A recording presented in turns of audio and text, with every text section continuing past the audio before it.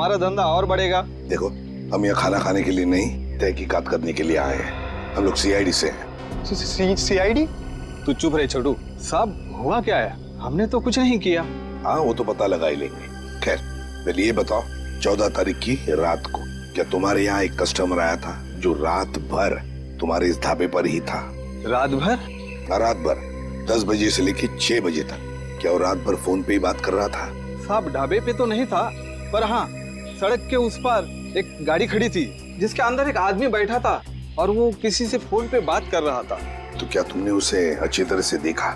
नहीं साहब, अंधेरा था, इसके लिए चेहरा नहीं देख पाया। अच्छा, क्या वो अकेली गाड़ी में था या उसके साथ कोई और भी था? उसके साथ ड्राइवर था साहब। वो 2-3 दफा चाय लेने आया, खुद के लिए और वो दूसरे आदमी के लिए भी। और हाँ साहब, उसने कैंची भी तो मांगी थी। हाँ। कैंची मांगी थी? वो किस लिए? क्या मालूम साहब, बड़ा ही अजीब था वो ड्राइवर। गाड़ी से उतरा, मिट्टी और पत्थर जमा करके फिर से गाड़ी में बैठ गया। क्या जमाना आ गया है सर, आजकल लोग सड़क पर से पत्थर और मिट्टी भी चुराने लगे। किसी और काम के लिए फ्रेडी, पत्थर और मिट्टी किसी और काम के लिए। क्या वो ड्राइवर भी फोन पे बात कर रहा था? नहीं साहब, जो पीछे बैठा था वही आदमी बात कर रहा था। ड्राइवर को तो तुमने अच्छी तरह से देखा है ना? हाँ। तो हमारे लिए उसका एक स्केच बनवाओ, ठीक है? हाँ। सागर, दीपिका, आज से पहले मैंने इससे भद्दा मजाक कभी नहीं सुना। अनीशा, ये मजाक नहीं, सच्चाई। और तुम इसे जितना जल्दी स्वीकार कर लो वही तुम्हारे लिए अच्छा होगा। नहीं, मैं तुम दोनों को ऐसा कदम नहीं उठाने दूंगी। तुम बेवजह परेशान हो रही हो अनिशा। हम जो कुछ भी कर रहे हैं उसमें हम सबका फायदा है, और तुम्हारा भी। सागर, नुकसान और फायदे से पहले सही और गलत के बारे में भी सोचना चाहिए। बस अनीशा, ये नैतिक विज्ञान का लेक्चर देके हमें बोर करना बंद करो। और तुम्हारा ये लेक्चर सुन के हम लोग अपना फैसला नहीं बदलेंगे। देख लेना, तुम दोनों बहुत पछताओगे। ओ नो, ये गाड़ी तो हमारी तरफ आ रही है। अब क्या करें?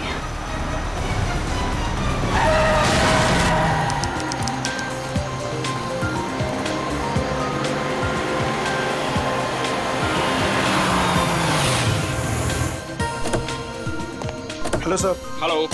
Hello ma'am. सागर, क्या तुम मीर को अकेले ऊपर तक लेके जा पाओगे? पहले भी कई बार लेके गया हूँ। शराब पीने के बाद हमेशा ड्रामे करता है। ठीक है, तो मैं सोने जा रही हूँ, मुझे बहुत जोर की नींद आ रही है। अच्छा सुनो, सुबह जल्दी उठ के शादी में जाना है। Okay, good night. Good night. सुबह जल्दी मिलते हैं। सुनो, जल्दी आना, हमेशा की तरह लेट मत करना। ओके। सर, आपकी कुछ मदद करें? एक व्हील चेयर ले आओ। व्हीलचेयर की क्या जरूरत है सर? हम दोनों इन्हें ऊपर ले जाते हैं। आपका कमरा नंबर 303 है ना? जितना बोला उतना करो ना।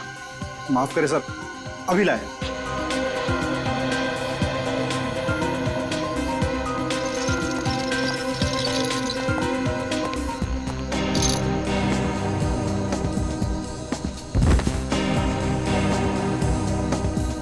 उठाओ इसे। जब सहन नहीं होती तो पीता क्यों है? सर, खाने में कुछ लेंगे? एक सूप ले आओ। Okay sir.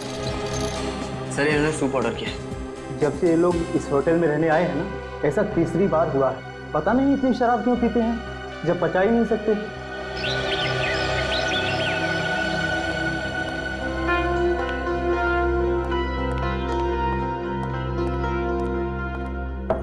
अगर साहब, मीर साहब, सर रूम सर्विस। साहब, क्या हुआ? दरवाजा नहीं खोले? नहीं, देखना दोपहर हो गई है, लगता है इन्हें रूम की सफाई नहीं करवानी है। हो सकता है शायद सो रहे होंगे। सो रहे होंगे अब तक? हाँ, मैंने सुबह फोन भी किया था नाश्ते के ऑर्डर के लिए, लेकिन उन्होंने फोन नहीं उठाया। और आज तो उनको किसी शादी में भी जाना था सुबह। शादी में भी जाना था और अब तक सो भी रहे हैं, मतलब जरूर कुछ गड़बड़ है। तुम यहीं रुको, मैं मैनेजर साहब को लेके आता हूँ। ठीक है। मैं दीपिका जी को। साहब, साहब, साहब, दरवाजा खोलिए। देखिए मैडम, दोनों में से कोई भी दरवाजा नहीं खोल रहा है। सागर, सागर, दरवाजा खोलो। मीर, दरवाजा खोलो। सागर, हमें चिंता हो रही है, दरवाजा खोलो। मैम, मिस्टर मीर का तो समझ में आ रहा है, लेकिन सागर जी, वो तो कल रात नशे में भी नहीं थे। मैं फोन करती हूँ। फोन भी नहीं उठा रहे। मैम, अगर आप इजाजत है तो मैं मास्टर की से दरवाजा खोल सकता हूँ। हाँ प्लीज।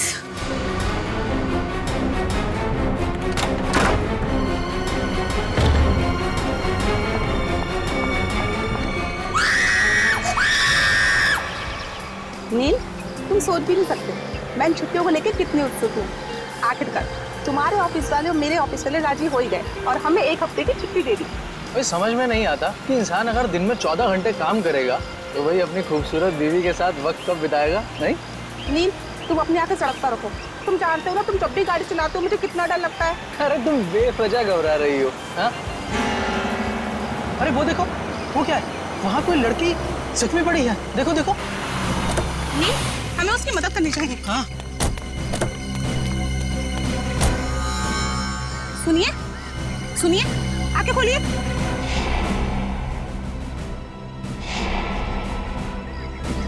आप ठीक तो हैं?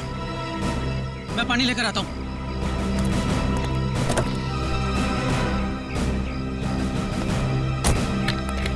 ये पानी पीजिए। आंखें खोलिए। सुनिए, आप ठीक तो हैं? सीआईडी। सीआईडी? नील, हमें इनको अस्पताल लेकर चलना चाहिए। हाँ, और मैं सीआईडी को भी खबर कर देता हूँ। हाँ, ठीक है।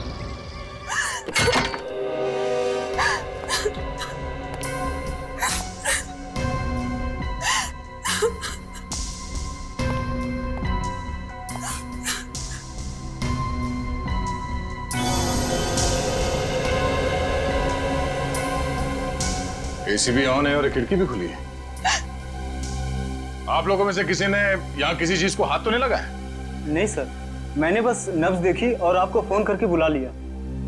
मुझे तो यकीन ही नहीं हो रहा है कि सागर और मीर नहीं रहे। कल रात तक तो अच्छे भले थे दोनों। पलटो से।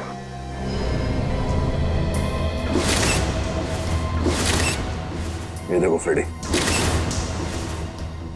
मीर का खून गला घोट के किया गया है। हाँ सर, गले पे लाल निशान साफ साफ दिख रहा है। निशान देख के लगता है कि नायलॉन के रस्सी से गला घोटा गया इसका।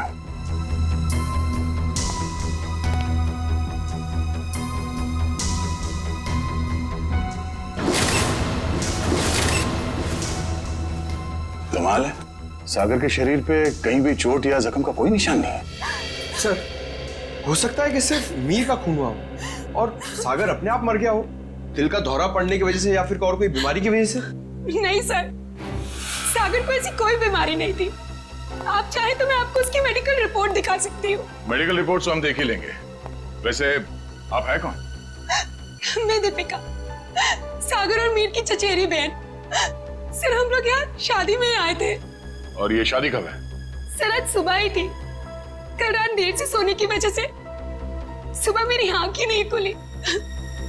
और रात को इन दोनों की मौत हो गई। आप लोगों में से आखिरी बार किसने देखा था इन्हें? सर, मैंने देखा था। कल मिस्टर मीर बहुत ज्यादा शराब पी लिए थे और होश में नहीं थे सर। तब मिस्टर सागर इन्हें होटल में लेकर आए थे, तब देखा था सर। क्या मीर अक्सर शराब पीता था? हाँ सर, मीर बहुत ज्यादा शराब पीता था और शराब इससे बर्दाश्त नहीं होती थी। उसके बाद किसी ने देखा इन्हें? हो सकता है कोई कमरे में आया हो रूम सर्विस के लिए या किसी और काम के लिए। हाँ सर, मैं आया था रूम में सूप लेकर। उस वक्त मीर साहब बिस्तर पर लेटे हुए थे और सागर साहब टीवी देख रहे थे। उस वक्त टाइम क्या हुआ था? करीब 12:30 बजे। 12:30 बजे, मतलब उसके बाद इस कमरे का दरवाजा खुला नहीं है। आप लोगों ने आधे घंटे पहले दूसरी चाबी से दरवाजा खोला, राइट? जी सर। इसका मतलब है कोई और आया था यहाँ इस कमरे में, कोई तीसरा आदमी, शायद इस खिड़की से। ये नामुमकिन है सर। हमारे सिक्योरिटी गार्ड हर वक्त नीचे पहरा देते रहते हैं, तो कोई खिड़की से कैसे आ सकता है? कोई गेस्ट आया था इनसे मिलने के लिए यहाँ? नहीं, कोई गेस्ट अंदर नहीं आया, कोई खिड़की से अंदर नहीं आया। इसका मतलब है खून होटल के स्टाफ में से किसी ने किया है, ठीक उसी तरीके से। और शायद वो इस दरवाजे से ही अंदर आया, दूसरे चाबी से ये कमरे का दरवाजा खोला गया। सर, ये आप क्या कह रहे हैं सर?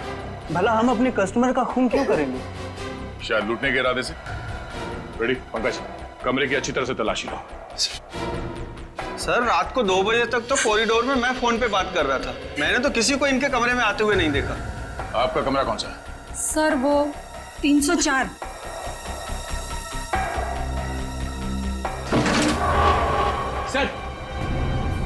सर, इस ड्रॉर में पैसे मिले सर। पैसे? ओह, मतलब ये खून पैसों के लिए नहीं किया गया। और कमरे की हालत भी एकदम दुरुस्त है। ऐसा लगता नहीं है कि कोई हाथापाई हुई यहाँ पे। हाँ सर, अगर कोई बाहर वाला आदमी होता तो अपनी जान बचाने के लिए इन्होंने हाथापाई तो की होती। इसका मतलब ये है कि जो कोई भी था वो जान पहचान वाला ही था। क्यों दीपिका जी? हैं? सिर्फ मुझ पे शक कर रहे हैं। नहीं नहीं, मैं तो सिर्फ कह रहा हूँ कि इस कमरे के अंदर क्या हुआ किसी को नहीं मालूम। एक पहेली है। सर, मोबाइल फोन मिला है। सर, ये तो सागर का फोन है। सागर का फोन और मीर का फोन मिला? नहीं। मीर का फोन सर, पता नहीं कहाँ है। कोई बात नहीं, हम पता लगा लेंगे। बड़ी पंकज, आसपास दूसरे कमरों की भी तलाशी लो और यहाँ पे जितने उंगलियों के निशान मिलते हैं सब उठा लो। हेलो, हाँ क्या? कहाँ पे? एक्सक्यूज मी, ये वार्ड नंबर 3 का है? उस तरफ। इस तरफ?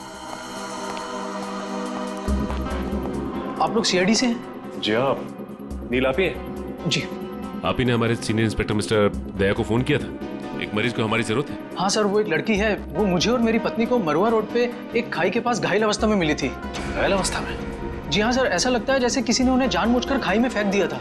उन्हें देख सकते हैं कहाँ है वो? हाँ आइए सर। प्लीज। रेखा, ये लोग सीआईडी से हैं। अच्छा ये बताइए कि इनके पास से आप लोगों को कुछ मिला क्या? जी सर, इनके पास से हमें ये लाइसेंस मिला है। और सर ये मोबाइल भी मिला है। अनीशा? सर हमने सोचा कि इनके घर वालों को फोन करके खबर कर दें, तो हमने इन्हीं के फोन से कुछ लोगों को फोन किया, लेकिन किसी ने भी फोन नहीं उठाया। किसी ने भी फोन नहीं उठाया? हाँ सर। दीपिका, सागर, मीर? अरे सर, ये तो वही लोग हैं। इन सबको फोन किया था तुमने? जी हाँ सर, इनके फोन लिस्ट में इनकी सबसे ज्यादा बात इन्हीं लोगों से हुई थी, इसलिए। ठीक है, इनकी जान बचाने का बहुत बहुत शुक्रिया। आप लोगों की जरूरत पड़ेगी तो हम आपको इन्फॉर्म करेंगे। फिलहाल आप लोग जा सकते हैं। Thank you. डॉक्टर साहब, अब इनकी तबीयत कैसी है?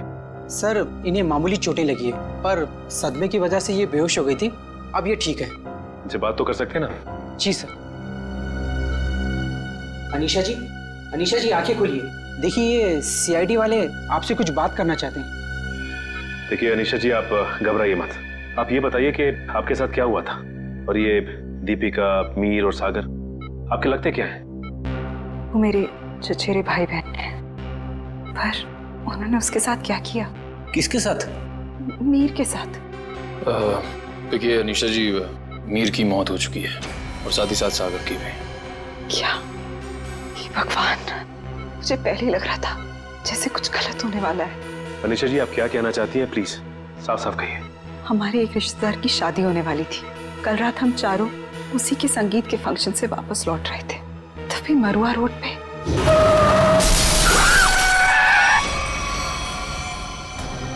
तुम दोनों ठीक तो हो ना?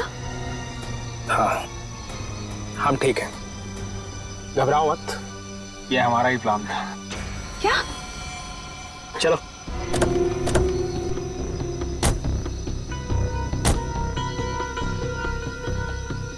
मीर का मोबाइल फोन रास्ते में कहीं फेंक देना, और ध्यान रहे जब तक हमें हमारा पैसा ना मिल जाए मीर बेहोश ही रहना चाहिए। ये लो नया सिम कार्ड। मीर के परिवार वालों से फिरौती की मांग इसी नंबर से करनी है। और हाँ, हमें फोन मत करना, वक्त आने पर हम लोग खुद कांटेक्ट करेंगे। नहीं, मैं तुम दोनों को ऐसा कुछ नहीं करने दूंगी। मीर हमारा चचेरा भाई है। अनीशा, तुम हमारे प्लान में दखल अंदाजी मत करो, वरना क्या? मीर को हम बाद में खुद देख लेंगे, पहले तुम इसको ठिकाने लगो। चलो। ये क्या कर रही हो तुम मेरे साथ? दीपिका, तुम मेरे साथ ऐसे कैसे कर सकती हो? दीपिका और सागर पैसों के लिए कुछ भी कर सकते हैं। छोड़ो मुझे। ओह, तो मतलब दीपिका और सागर अपने चचेरे भाई मीर को अगवा करना चाहते थे? हाँ सर, अगर ये बात मुझे पहले पता होती कि उनके दिमाग में ऐसी कोई खिचड़ी पक रही है, तो मैं मीर को पहले ही सावधान कर देती। लेकिन मैं भी फंस गई बेवजह उनके प्लान में, और जब मैंने उनका साथ देने से इनकार कर दिया तो उन्होंने मुझे चलती गाड़ी से नीचे खाई में फेंक दिया। क्या जमाना आ गया है, रिश्तेदार एक दूसरे के साथ ऐसी घिनौनी हरकत कर सकते हैं? वो तो अच्छा हुआ, वहाँ एक पेड़ की वजह से मैं खाई में नीचे गिरते गिरते बच गई, वरना मैं भी मीर के साथ मारी जाती। मगर सागर की मौत कैसे हुई? इसी का पता हम भी लगा रहे हैं। सर, लगता है दीपिका इस पूरे जुर्म में मिली हुई है। उसी ने होटल के कमरे में जाके दोनों को मार दिया। वही तो, तभी तो उसने हमें अनीशा जी के बारे में भी नहीं बताया। लेकिन वो मीर को मारेंगे क्यों? वो तो सिर्फ उससे पैसे चाहते थे। तभी तो वहां पे उन्होंने कुछ गुंडों को भी बुलाया था, जिससे कि मीर को पता ना चल पाए कि उसे अगवा किया किसने। हो सकता है सागर और दीपिका के बीच में पैसे के बंटवारे को लेके लड़ाई झगड़ा हो और इसीलिए वो लोग अपने प्लान में कामयाब नहीं हो सके। हेलो पंकज, हमें शक है कि मीर और सागर के खून में दीपिका का हाथ है। एक काम करो, उसे जल्द से जल्द अरेस्ट कर लो। क्या दीपिका भाग गई? ठीक है। दीपिका होटल से भाग गई? हाँ फ्रेडी, दीपिका भाग गई। अनीशा जी, इस केस को सॉल्व करने में हमें आपकी मदद चाहिए। जरूर सर, मैं आपकी मदद करने के लिए तैयार हूँ। क्या बात है डॉक्टर साहब, बड़ी मेहनत हो रही है। आपकी डॉक्टर तारिका, वो तो चली गई छुट्टी लेकर के, और दो लाशों का बोझ मेरे कंधों पर। अरे सर, तारिका जी को थोड़ी ना मालूम था कि ऐसा केस आने वाला है। और वैसे भी उन्होंने पहले से आपसे छुट्टी ली थी और सारी टिकट वगैरह पहले से ही बुक हो चुकी थी। हाँ सर, अभिजीत ने खुद लाइन में लगकर टिकट की बुकिंग करवाई थी तारिका जी के लिए। हाँ है ना? अरे यार, ये राज की बातें तो सबके सामने। हाँ साळुंखे, अब तक तो तूने मेरे होनर ऑफिसर्स को बता ही दिया होगा कि मौत हुई कैसे। बस आपके ये होनहार ऑफिसर, इन्हें किसी और चीज से फुर्सत मिले तो लाश की बात करें ना। देखिए सर, हम लोग यहाँ सिर्फ लाश की बातें ही करने आए हैं। Oh, really? जी बताइए बताइए। बस इस मीर की मौत हुई है गला दबाने की वजह से। किसी ने बहुत ही होशियारी के साथ इसकी जैगुलर वेन को दबा दिया और तोड़ दिया, और ये काम किसी एक्सपर्ट का है। वो अच्छी तरह से जानता है कि गले के कौन से हिस्से को दबाने से जल्दी से मौत हो जाएगी। मीर ने शराब भी पी रखी थी ना? शराब भी पी रखी थी, और मीर के खून में मुझे एक ड्रग मिली, डोडीन नाम की ड्रग, जो इंसान को बहुत गहरी नींद में सुला देती है। जब इस मीर का खून हो रहा होगा ना, इसे पता भी नहीं चला होगा।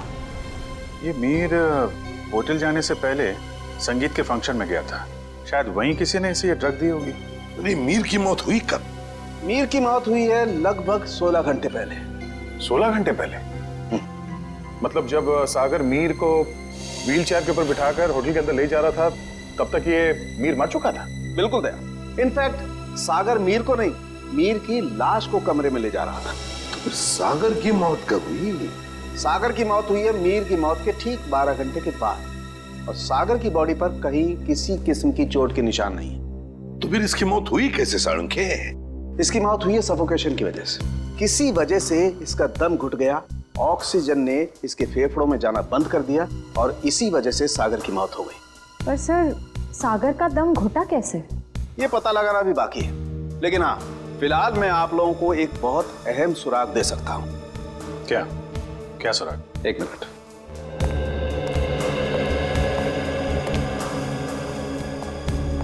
बस ये मीर के कपड़ों के रेशे, और इस पेट्री डिश में सागर के कपड़ों के रेशे।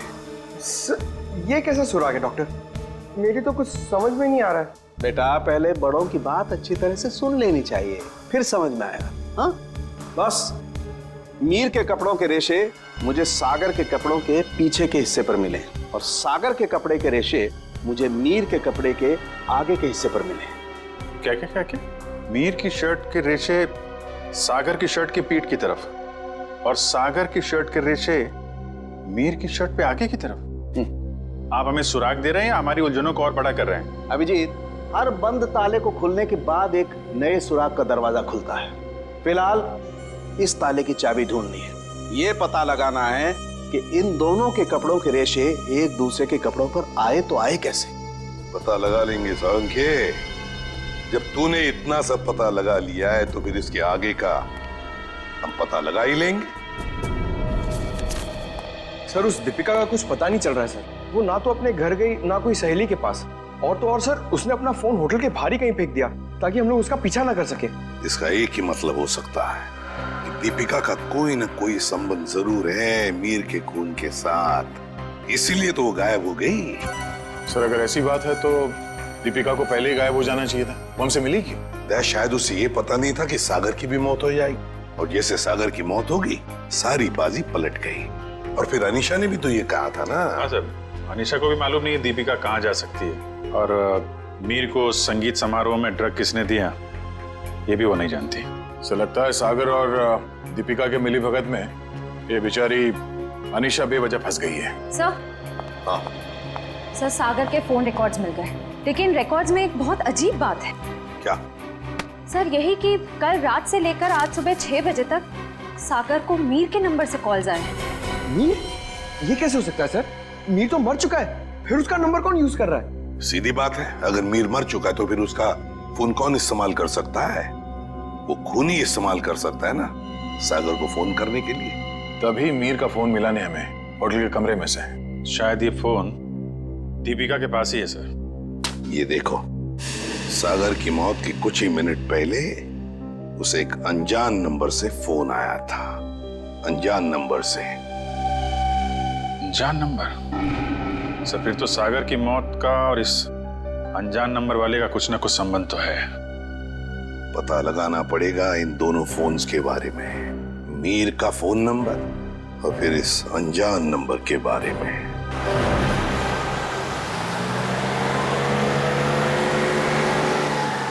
बस आप यहीं गाड़ी रोक लीजिए।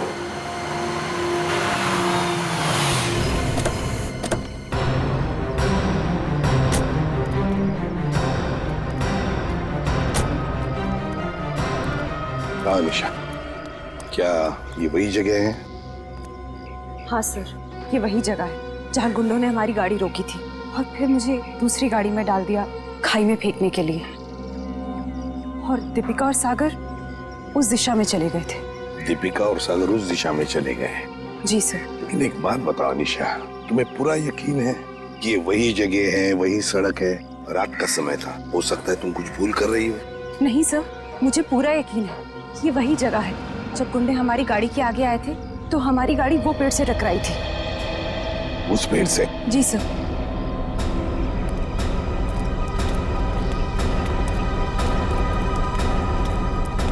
सर, यहाँ पे गाड़ी के टायर के निशान भी हैं। हाँ, जैसे ब्रेक लगा है। और सर, हाँ, यहाँ पे दूसरी गाड़ी भी थी, चलिए उसके टायर के भी निशान है यहाँ पे। हाँ है तो सही, दूसरी गाड़ी के ही निशान है।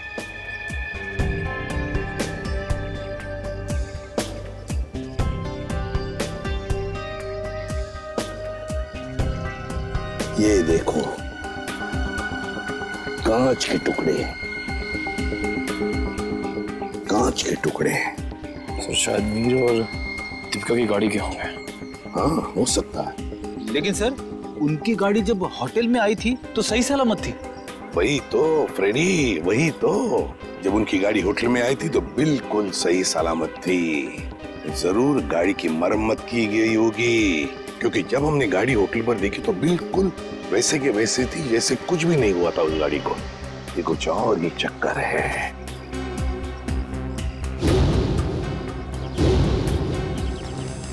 गोली? निखिल, फोर्सेप देना। सो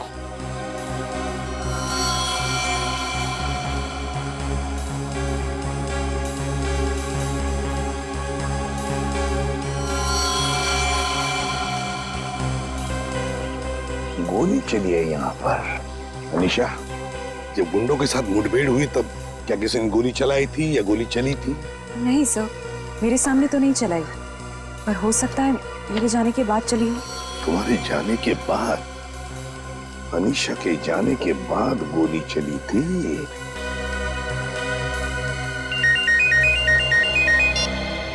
आ गया। अच्छा, सागर को मिहिर के फोन से जो फोन आया था वो कहां से आया था उसका पता चल गया है?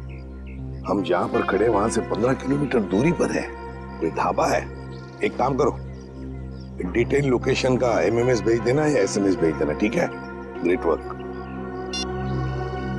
सिस्टर, आप अनीशा को हॉस्पिटल ले जाना। निखिल, फोन करके दूसरी गाड़ी का इंतजाम करो। ढाबा।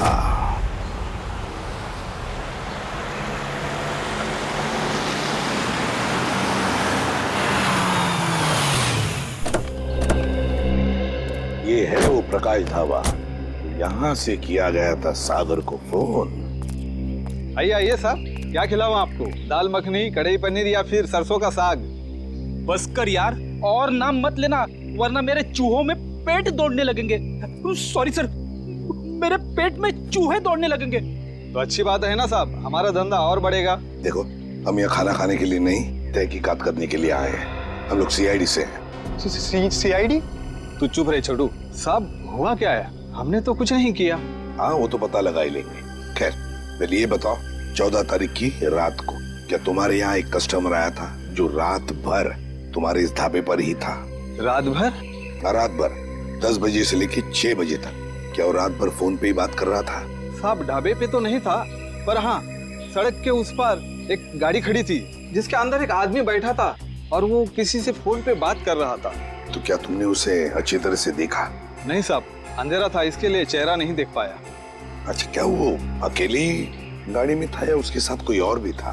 उसके साथ ड्राइवर था साहब। वो 2-3 दफा चाय लेने आया, खुद के लिए और वो दूसरे आदमी के लिए भी। और हाँ साहब, उसने कैंची भी तो मांगी थी। हाँ, कैंची मांगी थी? वो किस लिए?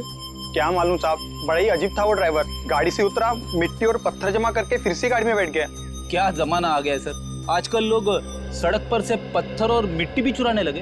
किसी और काम के लिए फ्रेडी, पत्थर और मिट्टी किसी और काम के लिए। क्या वो ड्राइवर भी फोन पे बात कर रहा था? नहीं साहब, जो पीछे बैठा था वही आदमी बात कर रहा था। ड्राइवर को तो तुमने अच्छी तरह से देखा है ना? हाँ। तो हमारे लिए उसका एक स्केच बनवाओ, ठीक है? हाँ।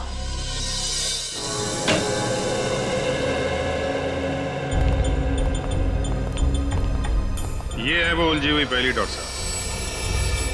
मीर की लाश यहाँ पड़ी थी, सागर की वहाँ। मीर की मौत 7:30 बजे हुई थी और सागर की उसके 12 घंटे के बाद, है ना?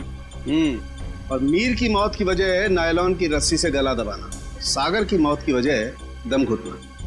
पर अभिजीत, कमरे में कोई तीसरा आदमी था नहीं, क्योंकि कमरे का दरवाजा अंदर से बंद था। सर, इस केस में सबसे अजीब बात तो यह है कि सागर ने मीर की लाश के साथ 12 घंटे क्यों गुजारे? और सर, मीर का खून सागर ने किया होता तो वो लाश को वापस होटल में लाने का खतरा क्यों उठाता?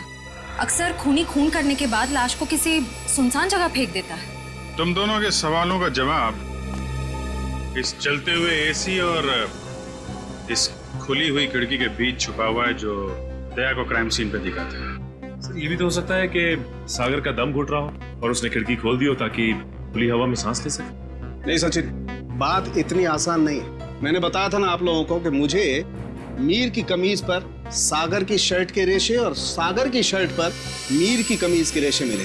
दोनों की कमीजों पर एक दूसरे के कपड़े के रेशे हैं। Yes sir. सर, ये दोनों की कमीज पे एक दूसरे का धागा मिलना, चलते हुए एसी के बाद भी खिड़की का खुला हुआ होना, ये एक ही बात की तरफ इशारा कर रहा है। और वो क्या है? कि सागर ने मीर की लाश को दोबारा यहाँ लाने का खतरा इसलिए उठाया ताकि वो मीर की मौत को हादसा या फिर खुदकुशी का रूप दे सके। यानी सर, सागर ने पहले लाश को उठाया और फिर खिड़की से बाहर फेंकने की कोशिश की। एग्जैक्टली। उसने सोचा होगा कि सबसे कह दूंगा कि शराब के नशे में मीर खिड़की के नीचे गिर गया, लेकिन इसके पहले कि वो अपने प्लान में कामयाब हो पाता, उसकी मौत हो गई। हाँ सर, ये गुत्थी आधी तो सुलझ गई, लेकिन एक बात समझ में नहीं आई कि इस कमरे में सागर और मीर के अलावा कोई भी नहीं था, तो फिर सागर की मौत अचानक कैसे हो गई? सचिन, उसकी मौत का राज उस अनजान फोन कॉल में छुपा हुआ है जो उसे सुबह सुबह आया था। हाँ पंकज, अनजान कॉल का पता चल चुका है कहां से की गई थी? Very good. कौन सी जगह? Jhula tower. Okay okay okay okay, thank you very much Pankaj, thank you. जी, झूला टावर तो वो रही बिल्कुल सामने, जो अभी तक पूरी बनी भी नहीं है। या डॉक्टर साहब, सर आप यहाँ देखिए, तब तक हम लोग झूला टावर का चक्कर मार के आते हैं, देखते हैं वहां पे क्या हुआ था।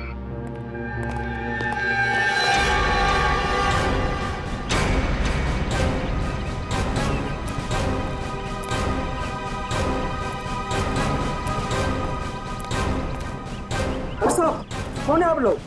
कहाँ जा रहे हैं? रेडी से हम लोग, हमारी ससुराल वाले। सीआईडी? कुछ हुआ है क्या साहब? क्या बात है साहब? साहब कुछ तो बताइए। चुपचाप आओ, पीछे पीछे हमारे, समझे?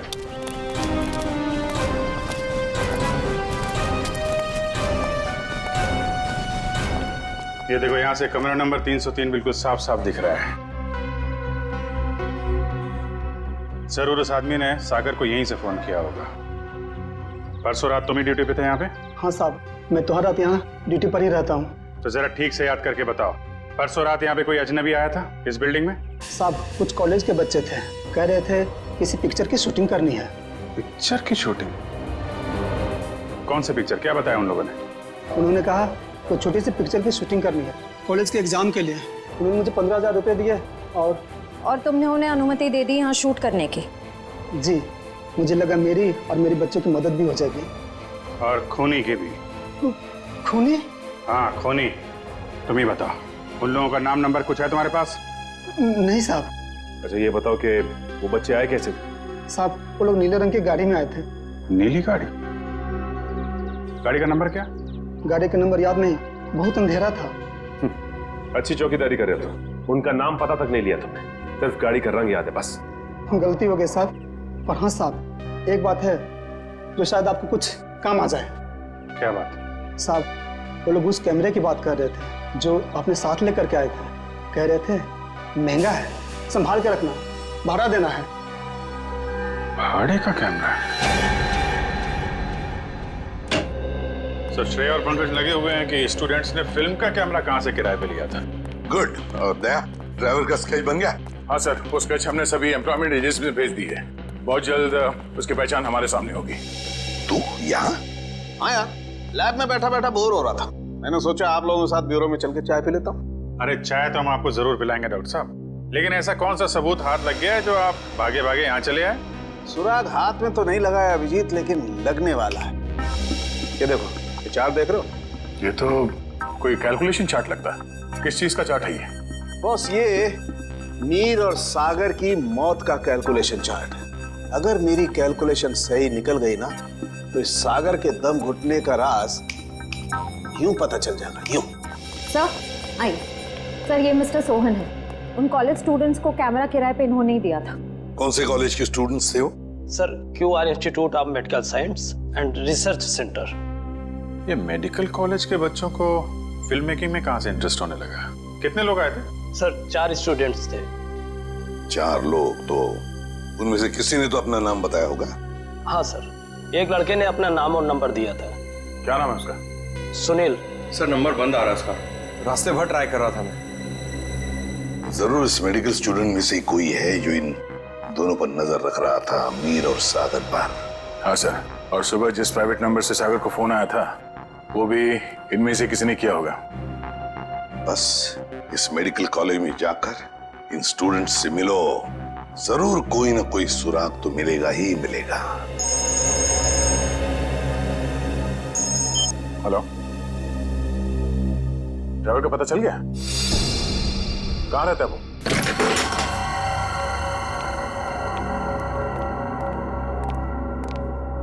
ये ड्राइवर चंदन, लगता है 9 तो 11 हो गया।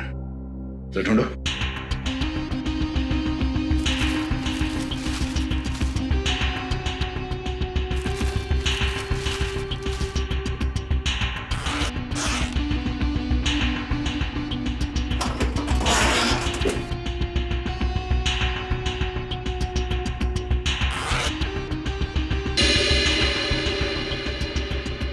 पंकज, पैसों का बैग तो यहीं पे है।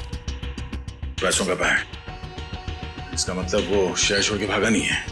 पैसे लेने जरूर वापस आएगा।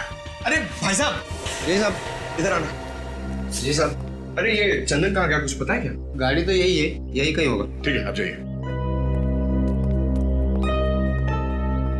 कहीं ये वही गाड़ी तो नहीं जिसे ढाबे वाले ने देखा था? चलो देखते हैं।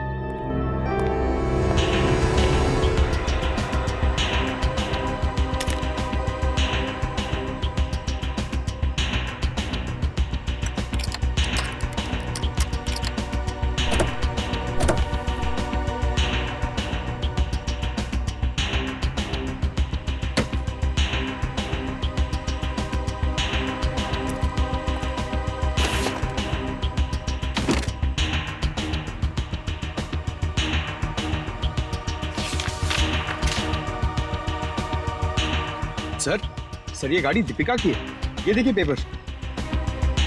दीपिका की गाड़ी। और ये देखो, पत्थर पे सूखा हुआ खून। शायद ये वही कंकड़ पत्थर है जिन्हें ड्राइवर ढाबे के पास इकट्ठा कर रहा था।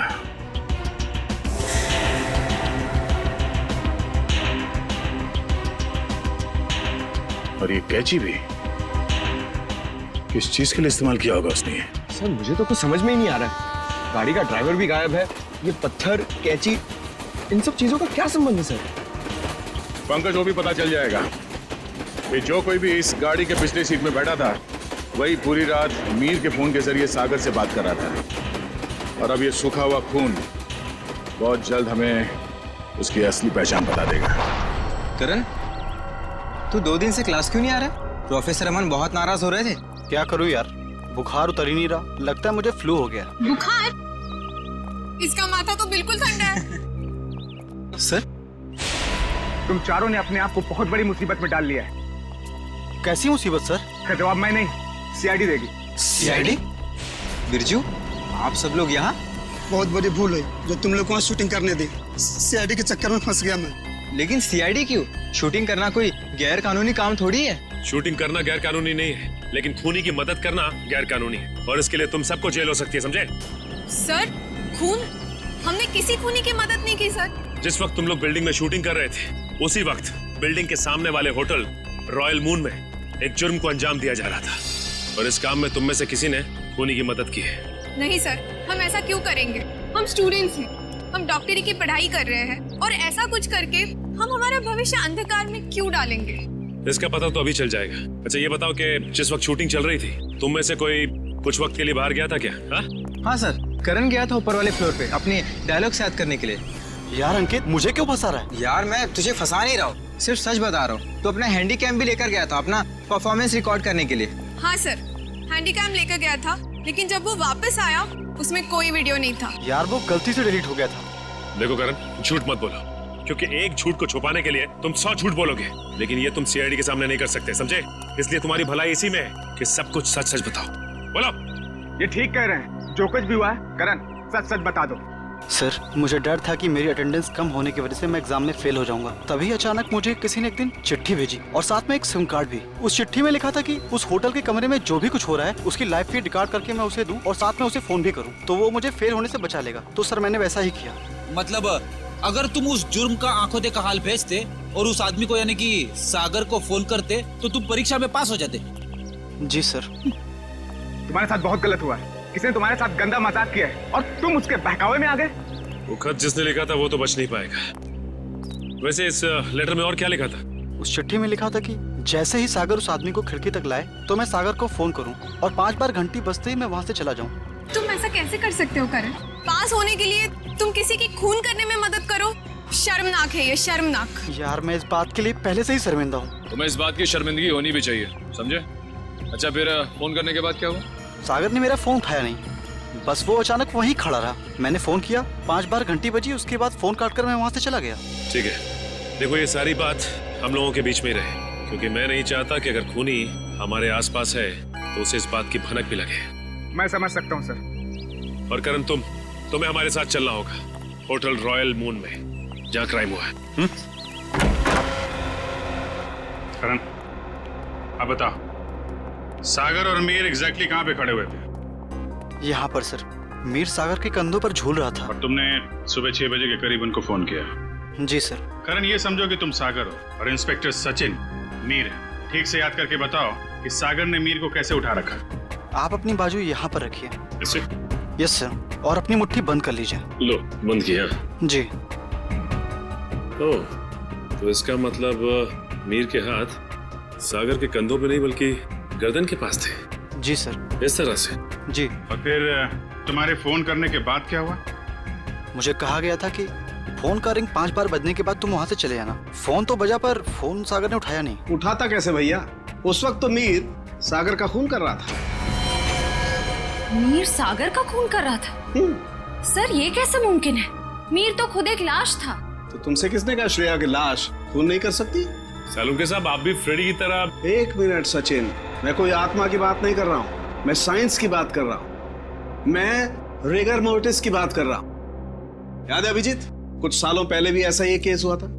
तुम पूछना अपने एसीपी साहब से, उस केस में एक लाश ने एक आदमी को गोली मारी थी।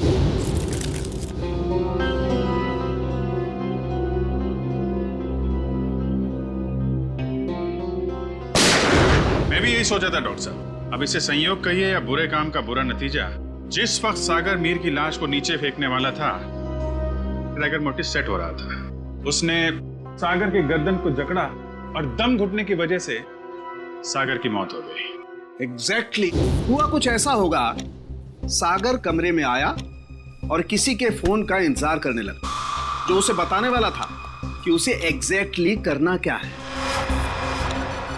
फोन आने के बाद सागर ने मीर को बिस्तर से उठाया और उसे खिड़की की तरफ लेके गया,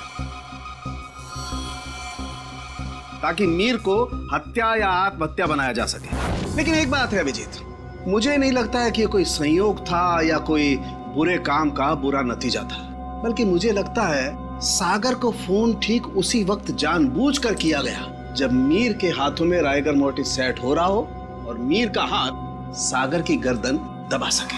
आपकी बात में दम है सरों के सर, वरना सागर के पास तो पूरी रात थी इस जुर्म को अंजाम देने के लिए। उसने सुबह तक इंतजार किया ही क्यों?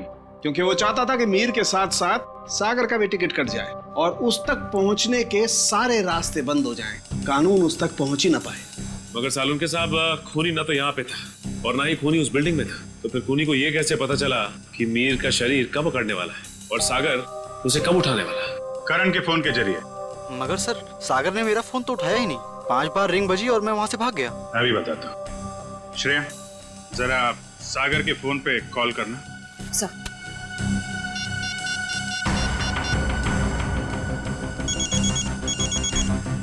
ठीक है। सचिन, अब जरा तुम कॉल करना।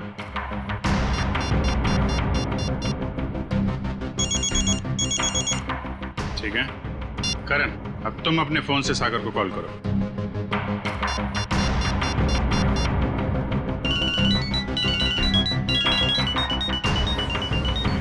ये क्या सर, मेरे फोन करने पर अलग तरह की रिंग बजी? जी हाँ, बिल्कुल अलग तरीके की रिंग।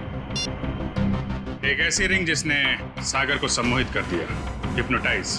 तभी तो वो तुम्हारा फोन नहीं उठा पाया। सर, इतनी बड़ी साजिश? बिल्कुल श्रेया, ये मुजरिम कोई साधारण आदमी नहीं है, ये कोई एक्सपर्ट है, एक्सपर्ट जिसे रिगर मोर्टिस की बहुत अच्छी जानकारी है और लोगों को सम्मोहित करने की भी। ये कहीं करण के कॉलेज का कोई प्रोफेसर तो नहीं, कोई एक्सपर्ट? आज सारे स्टूडेंट्स सही समय पर आ गए। Very good. सर, क्या आप आज हमें पूरी प्रक्रिया दिखाने वाले हैं? जी, भविष्य में जो भी फॉरेंसिक डॉक्टर बनना चाहते हैं उनके लिए आज की क्लास बहुत ही महत्वपूर्ण है। लगता है मैडम आ गई। ऑफिसर्स, आप लोग यहाँ? जी हाँ, हमने सोचा कि क्यों ना हम लोग भी फॉरेंसिक साइंस की ABCD सीख लें। हाँ, शायद किसी को इम्प्रेस करने के काम आ जाए। हैं? क्यों अभी जी? वैसे प्रोफेसर रमन, आज बच्चों को क्या पढ़ाया जा रहा है? सर, आज रिगर मोर्टिस की क्लास है। ओह, रिगर मोर्टिस। जी सर। यानी लाश की अकड़न के विभिन्न स्तर विद्यार्थियों को सिखाए जाएंगे, हैं? जी सर, इसलिए हमने खास तौर पर इस विषय के विशेषज्ञ को बुलाया है। अच्छा, कौन है ये विशेषज्ञ, ये एक्सपर्ट? जरा हमारी भी मुलाकात करवा दीजिए इनसे।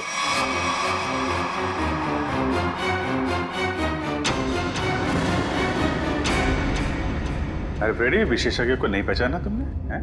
प्रोफेसर अनीशा, जरा इनका खिला खिला चेहरा देखिए। ऐसी मुस्कान है इनके चेहरे पे जैसे मुजरिमों को तब होती है जब उन्हें गलतफहमी हो जाती है कि वो CID से बच गया। क्यों? ये कैसी बातें कर रहे हैं आप? वैसे खून की प्लानिंग तो वाकई बहुत सोच समझ के की थी आपने, मगर एक गलती कर दी, CID को हल्के में आंक लिया। क्या बकवास कर रहे हैं आप लोग? मैंने कोई खून नहीं किया है, मैं तो खुद घायल हूँ। उन्होंने मुझे खाई में फेंक दिया था। क्या भूल गए आप लोग? हम कुछ नहीं भूले, शायद आपकी याददाश्त कमजोर है। क्या मतलब? मतलब यह कि आपको खाई में फेंका नहीं गया था, आप खुद उतरी थी वहां पे। आपके शरीर पे ये जो जख्म है, चोट के निशान है, ये खुद आपने बनाए हैं। क्या सबूत है ये निशान मैंने बनाए हैं? वैसे हम जानते हैं कि फॉरेंसिक डॉक्टर होने का फायदा उठाकर आपने इस केस में ज्यादा सुराग नहीं छोड़े, पर उस कार को साफ करना भूल गई आप। पत्थर पे जो खून मिला है और कैंची पे जो उंगलियों के निशान है, वो आपके हैं अलीशा जी। हमारे पास काफी सबूत हैं आपको अदालत में खूनी साबित करने के लिए। बाहर जाने के सभी दरवाजे बंद हो चुके हैं अमीशा जी। अब सिर्फ जेल का दरवाजा आपका इंतजार कर रहा है। अब बताइए क्यों किया आपने ये सब? दीपिका और सागर ने प्लान बनाया था मीर को किडनैप कर लेंगे और बदले में उसके ट्रस्ट से ढेर सारा पैसा मांगेंगे। उन्हें नहीं पता था कि मुझे उनके प्लान के बारे में सब कुछ पता लग गया है और बदले में उनके खिलाफ में एक और प्लान बना रही थी जो उनके प्लान से कई ज्यादा खतरनाक था। और उस ड्राइवर और दीपिका का क्या किया तुमने? दोनों को मारकर जंगल में फेंक दिया नीलगंज के। शर्म आनी चाहिए तुम्हें। एक फोरेंसिक डॉक्टर का फर्ज होता है कि वो समाज से जुर्म को मिटाने में कानून का साथ दे, खूनियों को पकड़ने में मदद करे, लेकिन तुमने अपनी शिक्षा का गलत इस्तेमाल किया है। खुद एक अपराधी बन गए। ऐसे घिनौने अपराध की सिर्फ एक ही सजा है, फांसी।